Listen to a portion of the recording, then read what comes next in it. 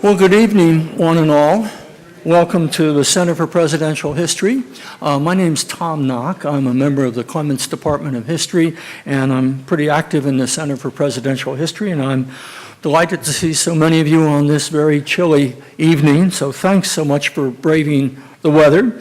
I'd like to say thanks also to our generous co-sponsor this evening, the George W. Bush Presidential Library and Museum.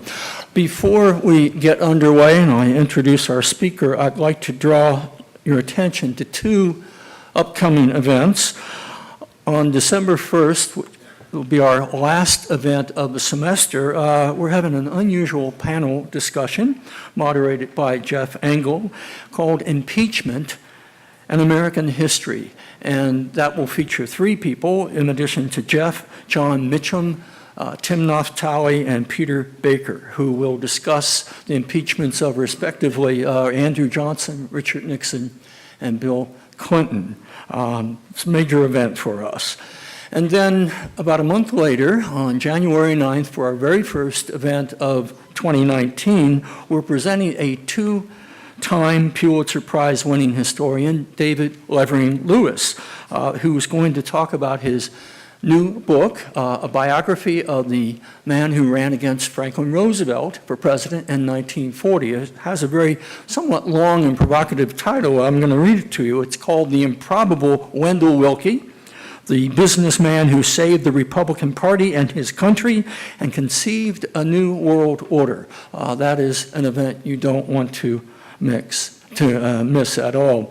You know, in these times in which we live, I'm sure that all of us increasingly find ourselves seeking the insights and perspective that the study of history, including CPH events like this, provide to help us figure things out and to remind us of what history is, that history, at least in part, is the dynamic interaction of not only the past and the present, but the past and present and the future. And that its meaning, therefore, is changing all the time. Just this past weekend was the 100th anniversary of the armistice, that is, the end of what was then the worst war in human history, and it was part of a longer centennial observance of the direct involvement of the United States in the First World War. And I must say that I, for one, who studies that period fairly carefully, I, for one, have found it somewhat ironic that the anniversaries of such events as Woodrow Wilson's 14 points and the struggle over American membership in the League of Nations should have coincided with the advent of Donald Trump and the most dire threat that Wilson's vision of progressive internationalism has ever faced. So there's really no better time to revisit this important subject than now. And there is no scholar better equipped to do it than our guest, who is fresh from the fields of Wilsonian inquiry. Trig Thornfight received his PhD and his bachelor's degree, actually, at Harvard, and he's currently Dean's Fellow for Civic Studies at the College of Education and Human Development at the University of Wisconsin. He has published widely in different fields, including American intellectual history and American political and diplomatic history. He's the editor of The Good Society, which is an international online forum for scholars and practitioners of civic studies and civic renewal. He's the author of a lot of articles in major journals such as Diplomatic History, White House Studies, Political Science Quarterly. His first book, William James and the Quest for an Ethical Republic, was published in 2014, and it's now out in paperback. But he's with us today, of course, owing to his expertise on the 28th president, which is on brilliant display in his book, Power Without Victory, Woodrow Wilson and the American Internationalist Experiment, which Chicago published last year. This is his second book, and he's received terrific reviews. Andrew Preston of Cambridge University, for example, calls it, and I'm quoting here, one of the most judicious, careful, and thoughtful accounts of Wilson's internationalist thought, while Erez Manella of Harvard, describes the study as masterful, compelling, essential reading for anyone interested in the history and practice of U.S. foreign relations. John Eikenberry of Princeton has commented, strikingly original, Thorndike's book sees clearly Wilson's moral flaws and blind spots, but he also finds in Wilson an earnest and grandly ambitious thinker who truly did have a vision of a transformed world in which democracy and civic virtue would reign. And finally, Anne Marie Slaughter, the former director of policy planning in Barack Obama's State Department, declares it a sophisticated analysis of a pragmatic progressive tradition in American politics that is badly needed today. It's no wonder then that the magazine Foreign Affairs has named Power with Victory one of the best books of 2017. So please join me in welcoming Trig Thorndike.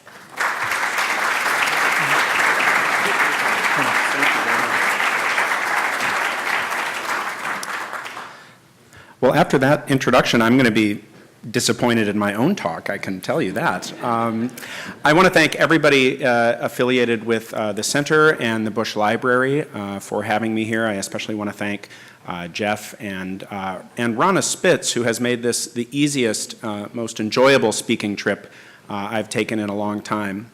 And above all, Tom, my good friend, and despite his humility, a better Wilson scholar than I will ever be. And it pains me to have to correct him for that reason, that I'm actually at the University of Minnesota, not Wisconsin. And the only reason I have to make that correction is that I grew up in St. Paul. So, and more important, so did my wife. So thank you all for being here. You know, Woodrow Wilson matters as much today as at any time since his presidency, not only because of what he did, but because of what he thought and said. Perhaps no American presidency has been so thoroughly defined by the incumbent's words and ideas as Wilson's, though the folks at Twitter may object. More important, few statesmen of our past so frequently raised and addressed such eerily familiar questions. What is America's proper role in an interdependent world, and what practical obligations does it carry? What are their implications for democracy at home? How can citizens and institutions adapt to rapid change without abandoning the traditions that have made the United States the most stable and powerful republic in history? These were the themes not only of Wilson's presidency, but of the academic career he began more than 13 decades ago. Yet they resonate powerfully today. Unfortunately, Wilson's relevance is not necessarily cause for happiness, unless you've written a book about him, perhaps. Part of his relevance stems from his failures to practice, consistently and without prejudice, the democratic ethos he preached, a warning to many of us today who may embrace democracy in principle, yet in practice accept or ignore the exclusion of others from its privileges, and even from the most basic protections of life, liberty, and justice. Still, most people talking about Wilson today invoke him for a different purpose: to critique our current administration's apparent disdain for the so-called liberal internationalist world order, which Wilson's supposed heirs constructed after the Second World War. I tend to agree that Wilson's greatest relevance is to modern world politics, and I certainly agree that he is indispensable to critiquing and reimagining our nation's global role today. So why did I begin this book 10 years ago? Thank you for the water, Rana. I almost choked on that last phrase. The fact is, Wilson was not a Wilsonian, at least not as that term is now understood. It's why I chose this picture and am drawn to the expression it captures. To me, it seems, Wilson was neither so confident of his own nation's wisdom, nor so afraid of other nations' ways as the term Wilsonian too often suggests. He did not seek to secure for the United States in the months after World War I entrenched legal and political privileges over other governments, as did his post-World War II successors. He did not seek to eradicate alternative forms of government or stamp American-style democracy on other peoples, as did his Cold War and post-9/11 successors. No. When Wilson began designing the League of Nations he had promised to establish at war's end, he had something at once more radical and more practical in mind: the gradual development of a genuine system of global governance designed to facilitate justice and peaceful change in world affairs through deliberative experimental means. Means like those our own United States use, when we're behaving, to manage our national affairs. After today's talk, I hope that when some of you look at this face, with its slightly leftward gaze, looking both at you and beyond to something farther off, you'll pause to ponder. 100 years ago, the leader of the world's most economically and militarily powerful nation, this nation, a nation of ornery cusses then as now, was not only willing but eager to subordinate his government's policies to the authority of an international community. And he almost succeeded. Wilson's plan for the League of Nations had many roots. Several ran to his favorite constitutional theorists, including Edmund Burke, Madison, and Hamilton. His early ruminations on their works evince his attraction to an adaptive, experimental politics, and especially the American founders' insistence that the powers of government evolve over time. Wilson's Christian faith also shaped his political thought, but without dictating it. His minister father taught him to view life through the prism of God's covenant with humanity, which demanded service to and tolerance of others and constant vigilance over oneself. Perfection, he learned, was always the ideal, but never achieved. By the time Wilson entered politics in 1910, these ideas had sharpened. He now exhibited striking affinities with the group I call the pragmatist progressives, students and admirers of the American philosopher William James. Wilson not only knew of these pragmatist progressives, he enlisted several of them as advisors while president. And it turns out that Wilson encountered James's own writings at important stages in his career. In short, Wilson was among several major figures of his day who shared a basic attitude toward politics indebted to James's philosophy of pragmatism.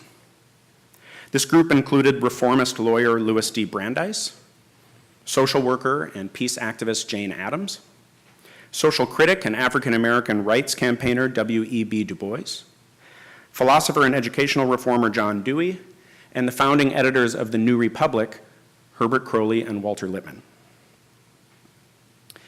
Uniting this diverse group was their embrace of James's ideal of an ethical republic, a deliberative community of moral agents whose values and practices were conceived not as enshrined in a timeless code, but as constantly negotiated by its members amid the flux of lived experience.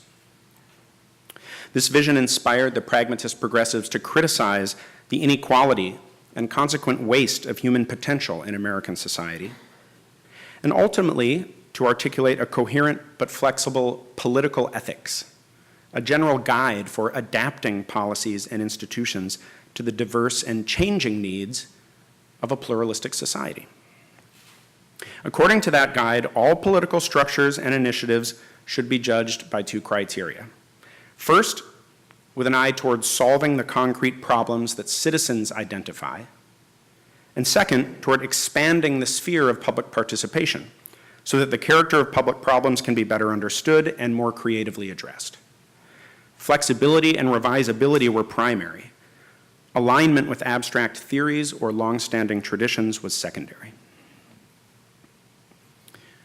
Wilson was elected president in 1912, promising to translate this political ethics into policy. His efforts were both remarkably successful and deeply disappointing. He was elected at a crisis point in American history. Epitomizing the trouble was the power of the trusts, massive firms with huge influence over private and public life. Average Americans demanded more popular control over government to help them gain more personal control over their lives. Relying on Brandeis, Wilson formulated an alternative to the response that his main rival, Teddy Roosevelt, provided, whom Wilson accused of wanting merely to transfer control of citizens' lives from trusts to government. Far better, Wilson argued, to find ways of continually listening and adapting to citizen concerns, to institutionalize what he called common counsel. Brandeis helped translate this thinking into practice. Effective antitrust policy, he argued, required careful examination of data, evidence-based legislation to protect consumers and competitors, and some means of institutionalizing the process to keep policy up to date. He proposed an independent administrative board with power to hold hearings, launch investigations, and recommend legislation. This idea evolved into the Federal Trade Commission and eventually the Federal Reserve. Wilson then extended its progressive, inclusive logic, backing federal assistance for credit-strapped farmers, a redistributive income tax, a federal 8-hour day, workers' injury compensation, and child labor restrictions. Eventually, he supported a women's suffrage amendment. All were intended to right the balance of social power by giving citizens the means to participate meaningfully in politics. Notoriously and sadly, one group of Americans never gained such sympathy and attention from Wilson: African Americans. Wilson's racism has been the subject of much discussion and will continue to be, and I fully expect questions about it today. My view in capsule is that Wilson was a racist from whom we can learn something. He was not, as many scholars and pundits today portray, a rabid segregationist or white supremacist. Rather, like many white Americans of his time and still today, Wilson was vaguely bothered by the injustices afflicting Black Americans, but rarely bothered enough to risk other priorities to address them. Rather, he was predisposed by prejudice to exacerbate them, under pretense of harmony and fairness to all, of course. The results were as deadly then as they are today. Wilson much more consistently implemented his political philosophy in foreign affairs, though his learning curve there was steep. In his first term, the chaos of the Mexican Revolution tempted him to force what he called a constitutional settlement on all factions. This led to a bloody incursion in 1914, after which Wilson recognized that self-government had to be chosen and defined by those living under it to have hope of surviving. This marked a major shift in his philosophy, which at that point had emphasized training in the habits of self-government before its institutionalized practice could succeed. From 1914 onward, Wilson began to understand that the opportunity for self-government might in fact have to precede the achievement, or at least the demonstration, of any special fitness for it. Meanwhile, inherited entanglements in Haiti and the Dominican Republic left Wilson, at least in his view, no choice but to dispatch troops to keep order. The results were as destructive of America's reputation as they were of Haitian and Dominican life. Generally, however, Wilson's major foreign policies were indebted to and reflective of a pragmatist political ethics. Like most Americans, he was shocked by the outbreak of war in Europe in 1914. That shock sparked his interest in the potential reconstruction of world politics. But other factors shaped his vision for that reconstruction. One was his domestic ideal of an ever-expanding deliberative sphere. Another was the diversity of internationalist impulses that suddenly seized Americans, and the strongest of these latter influences on Wilson's thinking were pragmatist. Jane Addams gave early impetus to his program. Wilson rejected her arguments that maintaining neutrality was essential and that preparing militarily was dangerous. Yet he admired the proposals for a post-war peace organization presented by her Women's Peace Party, or WPP. These envisioned a constructive body that did not just enforce international law, but worked to eradicate the problems that caused its infraction. Wilson welcomed this political, proactive alternative to the legalistic, reactive program of the more prominent League to Enforce Peace, or LEP. Still, as successive crises brought Europe's conflict closer to shore, Wilson sought to square his future vision for peace with the present danger of war. He soon found like-minded help. Unlike Addams, fellow pragmatists Dewey, Crowley, and Lippmann viewed both neutrality and unconditional surrender, or unconditional renunciation of force, as damaging to the cause of world peace. Rejecting both the LEP's sterile legalism and the WPP's strict anti-militarism, They instead sketched a third path to peace, an armed league committed to collective security and to pursuit of shared ideals.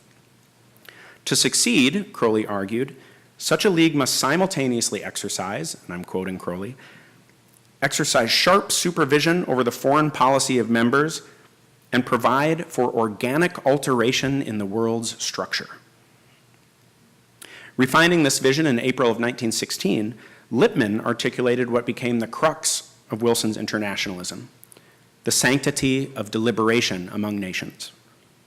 In an appeal to the president, he urged Wilson to define the aggressor as, quote, the nation that will not submit its quarrel to international inquiry or pursues its quarrel after the world has decided against it. Because such decisions have to be enforced for the deliberative process to remain credible, it was paramount that all nations pledge to help punish aggressors, as Wilson himself noted on his copy of the appeal. Crowley and Lippmann grew ever closer to the administration, especially Wilson's close advisor, Colonel Edward M. House. And in December 1916, Wilson found a phrase on their journal's front page that captured his maturing vision, peace without victory. Invoking the phrase that following month, Wilson urged nations to reject the balance of power for what he called community of power, promoting common participation in a common benefit and upholding the principle of government by consent. Those are Wilson's phrases. By this time, Lippmann, who had campaigned effectively for Wilson, was attending intimate dinners at Wilson's vacation rental in Shadow Lawn, New Jersey. When Wilson called for war against Germany in April of 1917, the New Republic editors naturally approved. They hailed Wilson's assertion that the world, as he carefully put it, must be made safe for democracy, with America working as but one of the champions of the rights of mankind. This was not an American crusade. It was, to their eyes, an ethical Republican vision projected on a global canvas. And they were not alone. Even Du Bois, disgusted by Wilson's record on race, saw the war as a global fight for the freedom sought by Black Americans, whom he urged, in his words, to close ranks and help inaugurate the United States of the world. These themes continued to characterize Wilson's pronouncements and plans. Pragmatist progressives, above all Walter Lippmann, helped ensure that they did so, and that they did so clearly and compellingly. In August 1917, for example, Lippmann drafted Wilson's reply to Pope Benedict's call for a general peace, articulating the position that a peace with an autocratic government, dependent on martial exploits and territorial expansion for its legitimacy, was simply untenable, an invitation for future war. The collaboration bore its most famous fruit, however, in December and January 1918, when Lippmann helped Wilson draft his 14 points, challenging the Allies to accept anti-imperialism, open diplomacy, self-government, and a League of Nations as the bases of settlement. The program soon gained overwhelming support of US and world opinion, and in November the Germans signed an armistice based on its terms, as interpreted in a memo by Walter Lippmann. Unfortunately, Wilson failed around this time to clarify his vision to the American people. Despite the assumptions of many, for instance, Wilson never sought or promised a world rearranged into ethnically self-determined, territorial independent polities. Instead, he envisioned an emerging world of self-governing polities, increasingly free and united through common counsel. In the cases of certain long persecuted groups, notably the Poles and several Balkan groups, he considered political independence crucial for world peace. In other cases, Allied resistance and Wilson's own prejudices made full self-government a distant goal for several peoples. Yet in Wilson's mind, all states must guarantee the rights of minorities, and more important, all arrangements were subject to revision by the League, which over time could correct the injustices that he was sure would plague any settlement of so complex a conflict. I can't here explain all the ways that the League reflected this vision, but let's take the question of voting as an example. Wilson consistently pushed for majority decision-making in both the Executive Council and full Assembly, against British and French insistence on unanimity, which is to say, on national vetoes over international initiatives. Again, after Senate nationalists forced Wilson to push for a clause explicitly identifying unanimity as the general rule, Wilson helped secure means to circumvent it. These permitted any member to request investigation of situations dangerous to the peace of the world and excluded interested parties, even permanent council members like the United States, from voting on final recommendations. Wilson also successfully resisted officially bifurcating League membership into great and small powers and pushed successfully for a larger League council including rotating non-permanent members to balance against the major Allied victors. This was no perfect democracy. Still, it was Wilson's failure to correct those who conflated it with far less deliberative arrangements that caused the widespread disappointment most historians emphasize. Hammering out the details in Paris, Wilson neglected the American public and press. When he returned, critics portrayed the League's Article 10, which pledged to maintain the territorial integrity of members against aggression, as binding American forces to quash any revolt against oppressive rule anywhere in the world. To control the damage, he embarked on a grueling speaking tour, explaining that the covenant did not make Americans the foot soldiers of European empires, but did demand a commitment to resist unilateral force as a tool of political change. Meanwhile, nationalists in the US Senate, led by Henry Cabot Lodge, demanded multiple reservations explicitly limiting American obligations to participate in such resistance.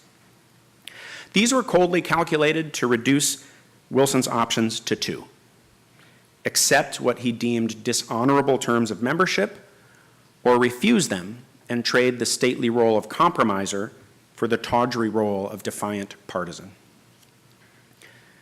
At this crucial moment, Wilson suffered a massive paralytic stroke.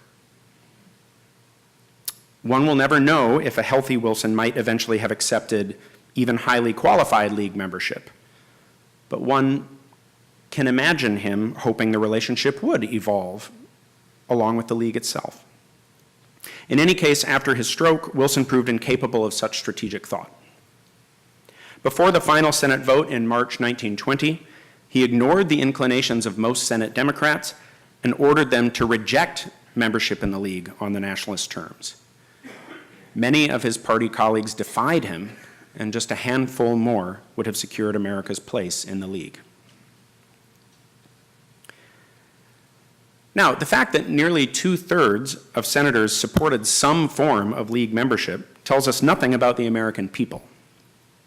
And a democracy, what the people think ultimately does matter. At least, let's hope so. So how do we tell if League membership would have mattered? Was it important enough to enough Americans to allow for meaningful international cooperation? You may not be surprised to hear that I think it was. Between the spring of 1919 and the spring of 1920, an astounding number and range of citizens expressed support for League membership. It was endorsed by the Federal Council of Churches, representing 150,000 Protestant congregations and perhaps 30 million people. They were joined by the Union of American Hebrew Congregations and the National Catholic War Council, an umbrella group representing both the Catholic hierarchy and laity. The General Federation of Women's Clubs, National Council of Women, Women's Christian Temperance Union, and the National American Women's Suffrage Association all resolved repeatedly in favor of membership. The leaders of the Red Cross and YMCA also supported League membership, at a time when the Red Cross alone claimed over 30 million subscribing members, or around 1 in 4 Americans. What about the economic interests that make all the decisions ultimately? Well, the American Federation of Labor overwhelmingly approved the covenant in 1919 and again in 1920 at its national conventions. Nearly 200 agricultural groups, representing a huge majority of America's 12 million farmers, collectively endorsed membership in the spring of 1919. The U.S. Chamber of Commerce distributed pro-League literature. And after the second Senate vote, the American Bankers Association not only reaffirmed support for U.S. membership, but sent a delegation to the International Chamber of Commerce in Paris to confer on bringing it about. Support for membership emerged in otherwise very conservative circles. The head of the militaristic American Rights League insisted, I think probably wrongly, that Teddy Roosevelt would have wanted it. Teddy Roosevelt hated Wilson. And in September 1920, in the heat of that year's national election, the American Legion's national commander gave a powerful endorsement, urging war's first-hand witnesses, its veterans, to join the pursuit of world peace. So, why does this story of a failed experiment matter? I'll suggest 3 reasons. First, America's absence crippled an organization expressly designed to include all great powers. It meant the immediate obsolescence of the League's economic boycott powers due to fears America would scoop up all the foregone trade. Meanwhile, American membership had been the key to Britain and France reconciling their divergent post-war plans for Germany's future: economic rehabilitation versus industrial and military castration. That outcome depended in large part on a 3-way defense pact that was null and void without U.S. adherence to the Versailles Treaty. In short, U.S. membership would have facilitated more coordinated responses to conflicts in the 1920s, better preparing the international community to tackle the apocalyptic crises of the 1930s, and perhaps preventing the worst from arising. Second, whether or not a Second World War would have come, a record of constructive cooperation between America and Europe would still have made a difference to its legacy by providing plausible normative and institutional alternatives to the domineering model of global leadership the United States adopted after 1945. Third and finally, this century-old, never-run experiment in global governance should prompt us to reassess today's prevailing thought and practice. Consider it.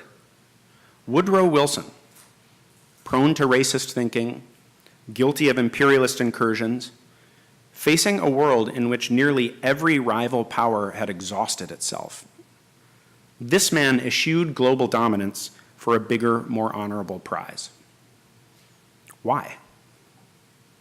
Because for all his blind spots, Wilson saw that no person or group of people is an island, and any freedoms enjoyed by one depend ultimately on the forbearance of others. And consider this: the American people, notoriously suspicious of the old world and fiercely proud of their political independence, these people came in the majority to approve their nation's membership in the community of power Wilson envisioned, one that depended, like their national community, on tolerant, constructive deliberation and on consistently applied legal, economic, and, if necessary, forceful means to preserve its integrity. These people weren't saints. They were simply thinking people capable of changing their minds, reflecting on experience. Today, when it is tempting for scholars, policymakers, and citizens alike to yield to the inertia of domestic and international life, we should remind ourselves of the alternative traditions, practices, and ideals that history reveals. And whatever we think of them, we should ask ourselves where they came from and where they went. Thank you.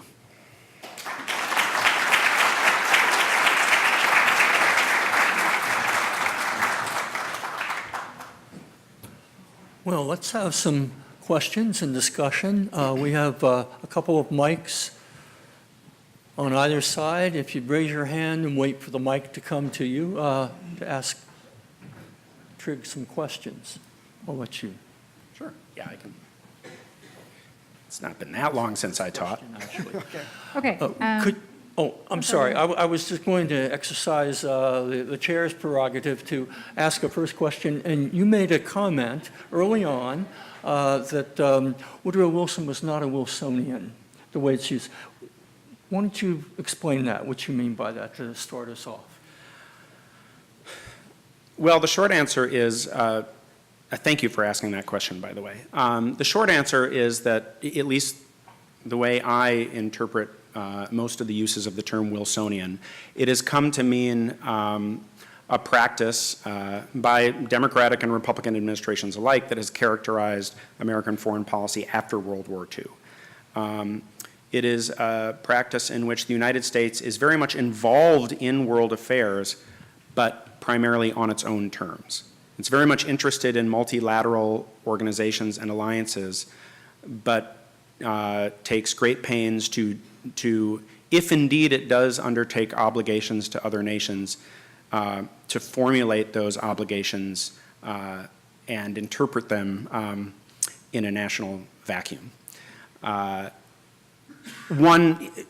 One thing that crystallizes it, I think, and I could have brought this out more in my talk, is that contrary to Woodrow Wilson's insistence on majority voting in the League, Franklin Roosevelt came to very heavily support a veto in the Security Council. He was anxious to make sure that the United States could maintain its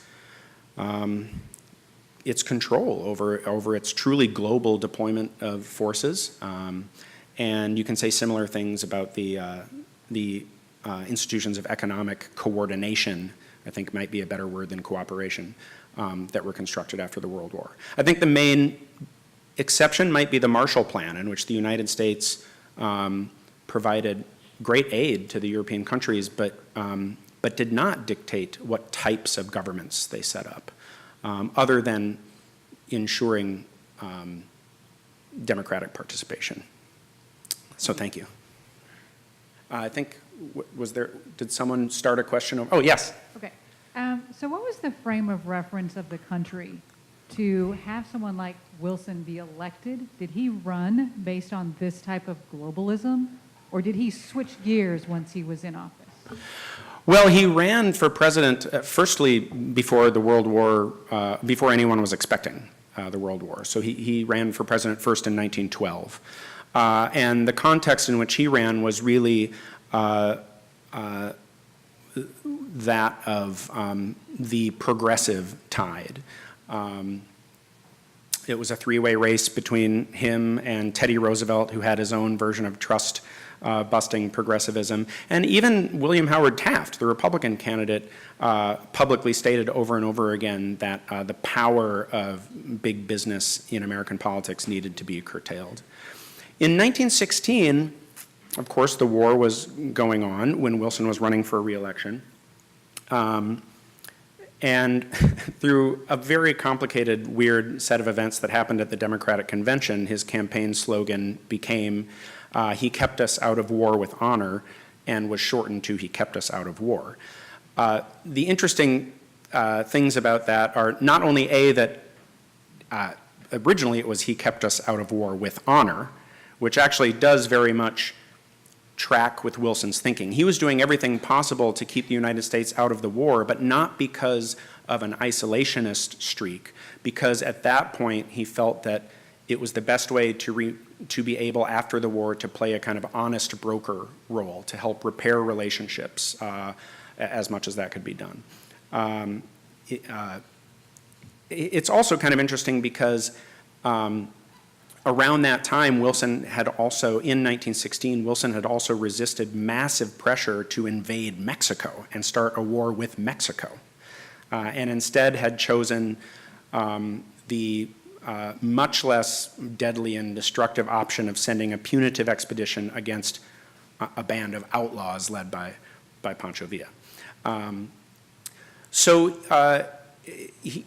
He ran in the context of growing awareness over the United States' role in international affairs, but his 1916 platform, much of which he wrote himself, was extending the progressive logic of his new freedom. It was in the 1916 platform that a lot of a shift from kind of economic justice policies to what we might call social justice policies became evident.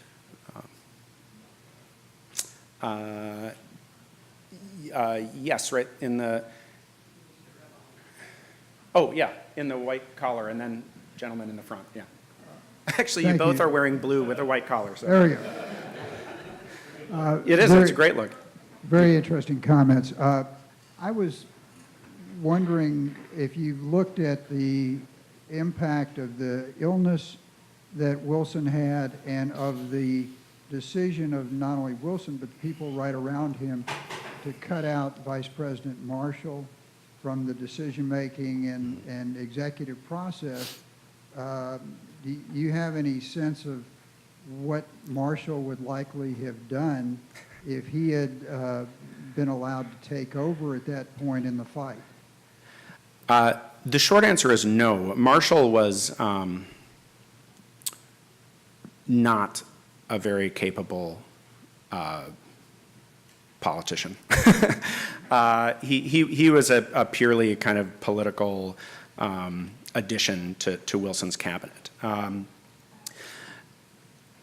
I really have no idea. Well, and the reason I think that Wilson's wife, Edith, and his doctor, Carrie Grayson, didn't pass the reins over to Marshall was because they were quite certain that Wilson would never have considered Marshall capable of prosecuting the League fight, as it was called. And the story of Edith kind of playing president is overblown. Edith did kind of restrict access to Wilson, but she didn't make any decisions. The game was sort of let him recover so that he could, as quickly as possible, get back to winning the League fight. Yes, Mr. Blue and White. Superscript too. Yes. Yeah. My question is in a similar vein. The departure of William Jennings Bryan, his Secretary of State in the first administration, what influence did that play on, any sort of evolution, having him there or not having him there? By that time, Bryan and Wilson had realized they really didn't see eye to eye. Bryan's pacifism. Bryan was a very frustrating Secretary of State because on one hand, when it came to Europe, he was insisting on this very sort of pacifist response. We need to prevent Americans from sailing on transatlantic vessels. Meanwhile, while Wilson had been focusing on events in Europe, it had been Bryan really who pushed for and kind of masterminded all of these Caribbean invasions. I don't think Bryan had, by that point, much influence at all over Wilson's thinking, and I think he wisely and honorably decided to resign for that reason. I just want to make sure if there's anyone on this side of the room too. Okay, sir, in the front, yeah. How do you come down on the question that many people ask about Wilson, that he was morally committed to his ideas, and that goes back to his upbringing in the Presbyterian Church and his role as president of Princeton University when he very stubbornly pursued his programs for Princeton. And later when he did not compromise with leaders of Congress who were not all that opposed to the League as sometimes we think. But how do you come down on that? Was it an illness that caused him to be that way, or do you think it was just his moral commitment that was present all through his life? Thank you for that. So why didn't Wilson compromise with the Senate at the end? I can't say for sure that it was his illness. I think it's a very compelling hypothesis. The other explanation might be that he had actually been compromising with them for months. He returned from Paris in February to meet with the Senate and agreed to bring back a whole list of changes to a covenant that had already been hammered out in amazingly grueling sessions, which he had orchestrated quite masterfully. And I think it had become clear to him that whatever Lodge had initially thought, or whatever Lodge really thought the sort of world should look like after the war, it was now taking a back seat to Lodge's hatred of him and rivalry. And I think he just had no trust that the Republicans, or that the Lodge faction anyways, were compromising in good faith. And so he decided, at some point, as another Democratic president once said, bipartisanship doesn't mean letting the other side steamroll you. I think it's just as likely that could have been the reason. And maybe that combined with the fact that stroke can kind of amplify certain characteristics that otherwise you might. Wilson practiced all of his life the kind of deliberative methods, the self-control that most people actually in his Princeton career remember him from. The other interest, you brought up his Princeton career and his stubborn pushing through of that plan.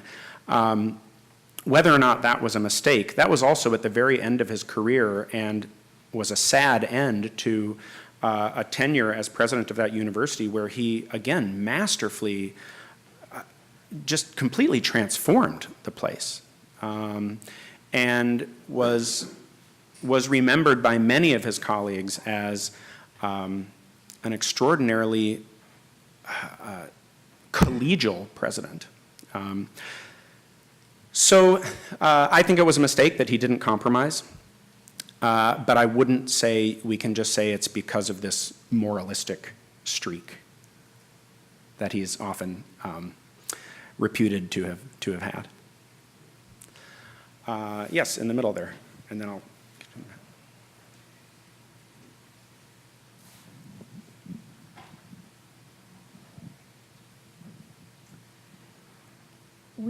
You talked a lot tonight, and if you I know I do that. I'm sorry. about Did my wife send you? about Lodge and Roosevelt, all of these anti-Wilson folks. Who is in Washington helping him to push forward what he wants to get done? Several Democratic senators and representatives too. Again, the way the Senate works is you have to get not just a majority, but 2/3 to consent to this treaty. And so, as I said, 2/3 of people were willing, Republicans and Democrats, to go into some sort of a league. At least I would make the argument that they were, based on their previous voting histories on other resolutions and whatnot. So there were plenty of people in Washington kind of on his side. Unfortunately, Wilson didn't make great cabinet appointments, kind of as a rule. And Robert Lansing was not a very good ally for Wilson. Late in the game, Colonel House, his kind of most trusted advisor, also in his view had betrayed him at the conference and made some deals while he was ill that put him in politically awkward positions. His Crowley and Littman of the New Republic, both of whom, at least to certain interviewers, expressed regretting this, both turned against him. They really interpreted Article 10 as a sort of bulwark of empire rather than what the text plainly states, which is that if another state invades, or that you'll protect territories against aggression, which meant external aggression. So I think Wilson felt very embattled, but he felt that the people were with him, which I think is why he spent his time out on the speaking tour rather than maybe in DC coordinating a strategy with his supporters in Congress. I have to say there are two other people who could answer that question a lot better than I. One of them is sitting in the front row here, and one of them is our friend John Cooper, who I think probably has memorized every one's vote in the entire Senate for like an 8-month period in 1919, 1920. I think way in the back.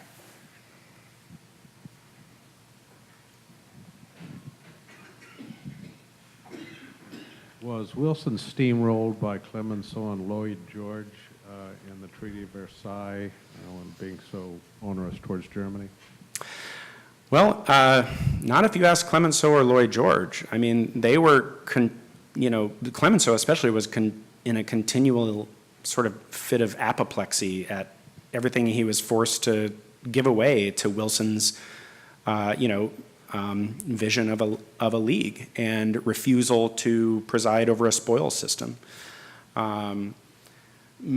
Most of the observers at the Congress, certainly contemporary, remember Wilson as the best negotiator there. It's only John Maynard Keynes who, it's not only, but John Maynard Keynes' very famous account of him being this kind of moralistic prig who was totally bamboozled by these cagey old worlders really distorts the picture. I mean, for instance, he was able to, he insisted that everyone agree to a league before any other issue out of this war was addressed. He insisted that the conquered, the territories taken from the Germans and Ottomans not become colonies of Britain and France as they fully desired them and expected them to be, but be placed under international observation with the occupying powers simply sort of stewarding them. I mean, these were major concessions that he wringed out of these leaders. So, no, I don't think you can make a very compelling case that, unless you ignore the transcripts of the proceedings in the Council of 10 and then the Council of 4, I don't think you can make a real compelling case that Clemenceau and Lloyd George steamrolled Wilson. But thank you for that question, because that is a very, very, there are a lot of historians who would say I was wrong. They haven't read my book, of course. Again in the back. You look familiar. Thank you for the wonderful talk. I want to focus in on the 1918 midterm elections. Okay. And put forward the following hypothesis, which is that Donald Trump is actually the Woodrow Wilson of our age, or vice versa, that they're basically the same person in many ways politically. I'll give you 5 reasons. The first is, and I'm sure we can come up with more, each won the presidency with a remarkably small margin, talking about the 1916 election for Wilson. Secondly, each represented the party of, well, I think what could be best termed racial divisiveness. Third, each had difficulty in the first 2 years of the term in which we're talking about, after the war begins for Wilson, with being accused of having dictatorial tendencies, with being accused of violating the Constitution in order to push forward their broader national agenda. Of course, fourth, they both got swamped in their midterm elections. And lastly, I think most importantly, in 1918, as I was impressed that nobody since that, looking at the 2018 midterms, no president since Woodrow Wilson, I would argue, so explicitly put himself on the agenda and on the ballot throughout the country. You know, Wilson said, just like Donald Trump did, vote for me when you vote for your congressman. Given that, if Wilson had been a less... Well, I will reserve the right to say no to all of that was just given. But that's cool, yeah. If Wilson had not alienated the left of his own party by being, for lack of a better phrase, authoritarian or dictatorial in his conduct of World War I, and if he had not compounded that by putting himself on the agenda in every single ballot and in every single election. If it's not a wave election, if you will, what happens? Where is the difference in the 1918 election that tells us whether or not the League of Nations would ultimately have been accepted in some form or fashion? In fact, I just thought of a sixth reason, which is, this doesn't apply to Trump, but, well, I guess it does. In each case, days before the election, 1918 in one case, 2016 in another, there was a shock to the system. In Trump's case, of course, we know it had to do with James Comey. In 1918, the shock actually didn't come until 4 days after, when the armistice, or the peace has actually begun. The fighting stops. If the fighting stops on Halloween, do we have a League of Nations because Woodrow Wilson is able to carry his party to victory more?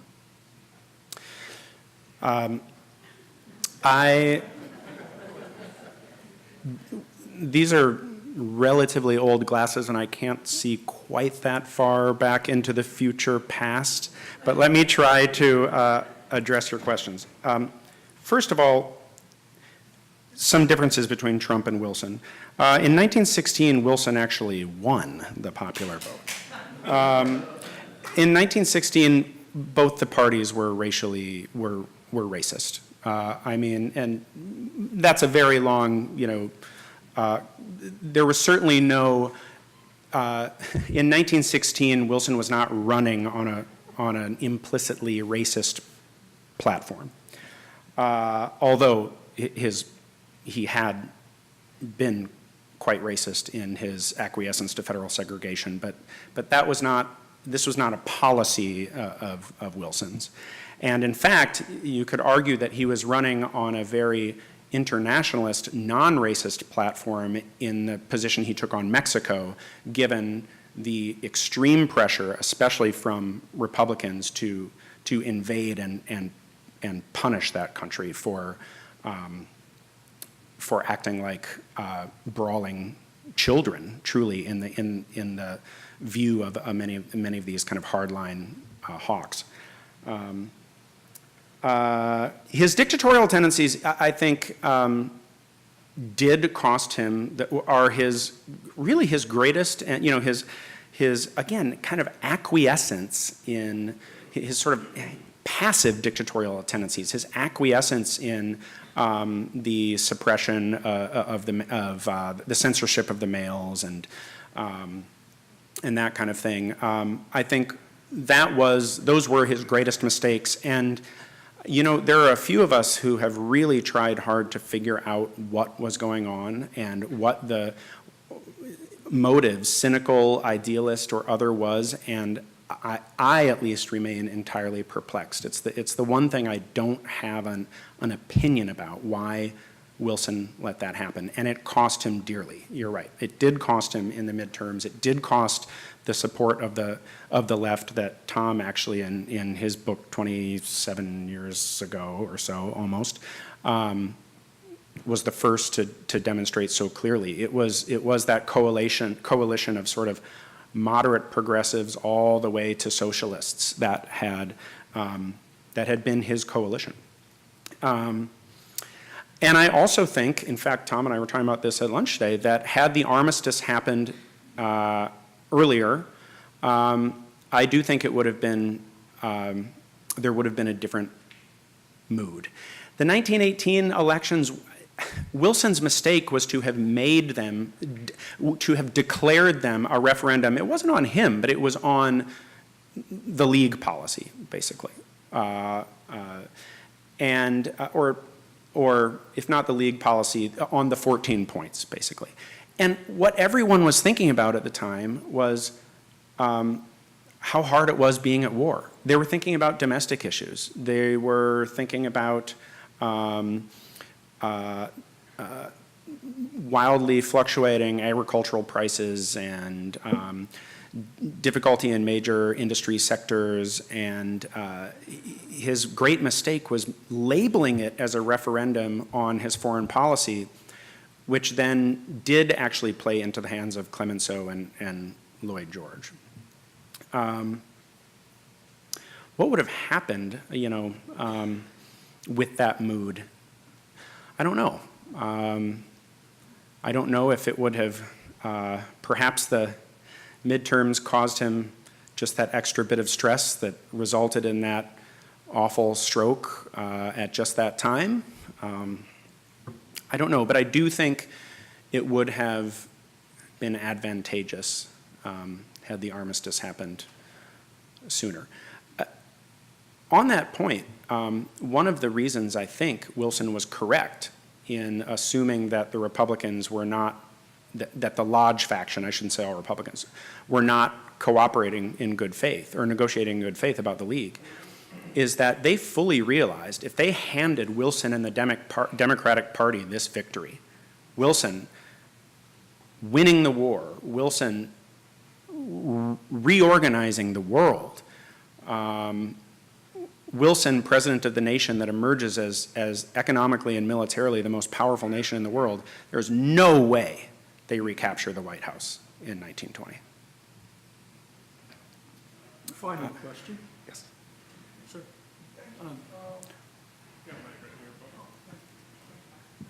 While we're playing the game of what if, let me ask you one more what if question. If Wilson's internationalist policy had succeeded, if the League of Nations had come about, what do you think? How do you think that would have affected Hitler's rise in Germany? Well, as I alluded to in my talk, America's absence from the League made it almost impossible for Britain and France to coordinate their policy toward Germany, much less for Britain, France, and the United States to coordinate their policy toward Germany. Much recent research demonstrates that the reparations burden on Germany was actually not as burdensome as it was later made out to be.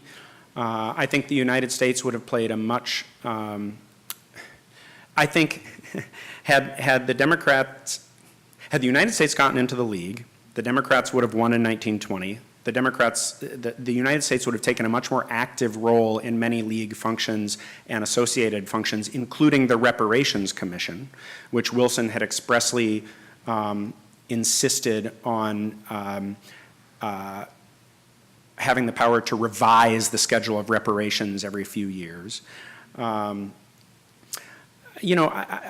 are a few just immediate, concrete things that I think would have lowered the temperature a little bit. But who knows? Someone like Hitler maybe would have just found a different issue. Really, the issue that he did find, this Carthaginian peace that was thrust on Germany, that was a specious argument. Germany, well, I don't know. Thankfully, I can't crawl into the mind of Hitler, but regardless, I think a United States as a member of the League would have laid the framework and the grounds for a system of international institutions after a second global conflict that would operate more effectively and more fairly than the ones we have today. Ladies and gentlemen, let's give Trig Thronthite a great round of applause. Thank you, Trig. Got some nice books back there. Oh, and he'll be at the table to sign books for you. Thank you all for coming. Thank you, everyone, for being here. I really appreciate it.